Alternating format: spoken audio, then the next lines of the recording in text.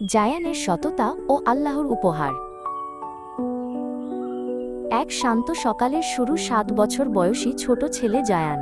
সে প্রতিদিন সকালে ঘুম থেকে উঠে আল্লাহর শুকরিয়া আদায় করে বলে, আলহামদুলিল্লাহ, আজকের সকালটা ছিল অনেক উজ্জ্বল। সে তার জানলার বাইরে নীল আকাশ আর কিচিরমিচির করা পাখিদের দেখছিল। জায়ান জানত এই সুন্দর পৃথিবী আল্লাহর এক বড় নেয়ামত। সে সবসময় চাইতো আল্লাহর প্রিয় একজন ভালো মানুষ হতে। দাদির বাগানে কাজ করা জায়ান তার দাদি আমিনার সাথে বাগানে কাজ করতে খুব পছন্দ করত। দাদি তাকে শিখিয়েছিলেন কিভাবে ছোট বীজ থেকে বড় গাছ হয়। আমিনা বললেন, জায়ান, আমরা শুধু পরিশ্রম করি, কিন্তু গাছ বড় করার ক্ষমতা কেবল আল্লাহর। জায়ান মনোযোগ দিয়ে দাদির কথা শুনছিল আর গাছে পানি দিচ্ছিল। সে শিখল যে ধৈর্য এবং বিশ্বাস মানুষের বড় গুণ।